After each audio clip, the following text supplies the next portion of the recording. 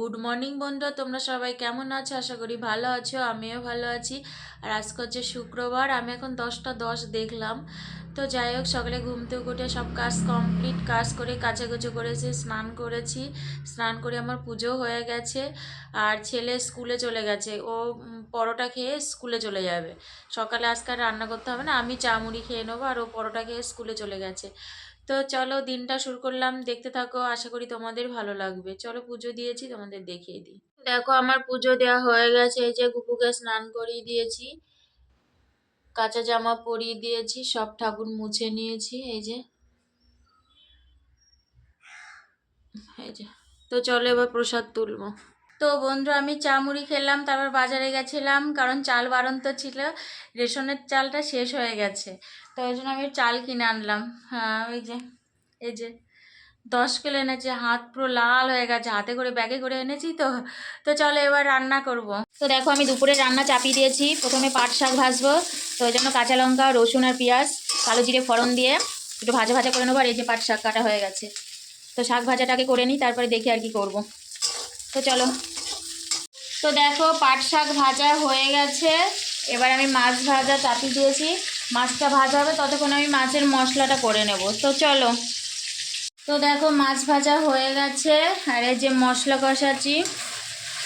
আজকে মাছে আলু দিইনি, শুধু মাছেরই মানে একটু রসা রসা করবো আর কি। এই যে। তো চলো। তো দেখো আমার মাছ রসা রসা করেছি, হয়ে গেছে মাছের তরকারি।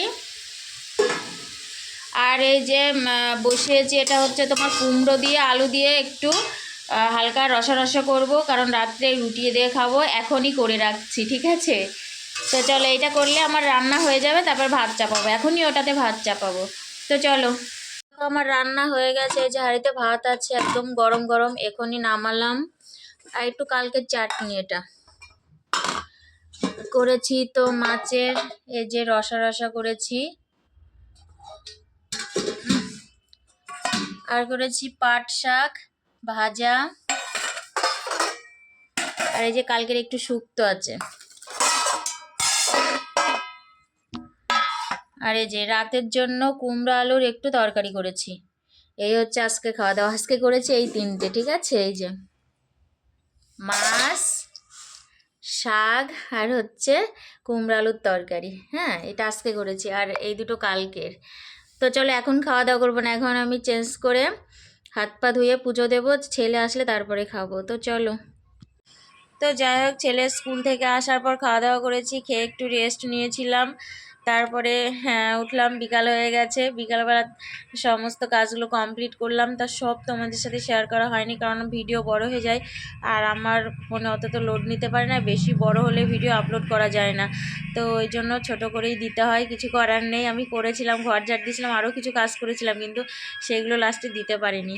তো যাই হোক, সব কাজ কমপ্লিট করে আমি হ্যাঁ দেখো, জামা কাপড় ভাঁজ করতে চলে এসেছিলাম, বিয়েবাড়ি গেছিলাম, তো সেই আস্তে আস্তে কাচ্ছি, কেচে কেচে তুলছি। আর এখানে মেলার খুব বেশি জায়গা নেই, তো তাও অনেকগুলোই কেচেছি। তো চলো আর কি।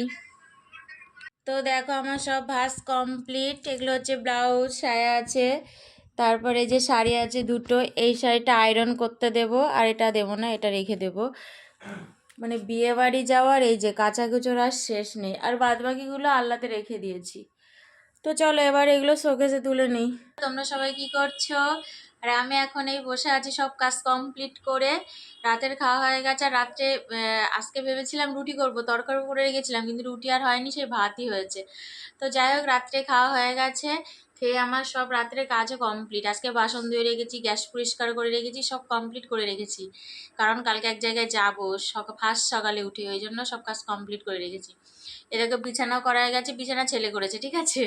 তো চলো আর কি, আজকে এই পর্যন্ত, আবার তোমাদের সাথে দেখা হবে নতুন একটা ভিডিওর সাথে। তো তোমরা সবাই খুব ভালো থাকবে, সুস্থ থাকবে, সাবধানে থাকবে। Good night, tata.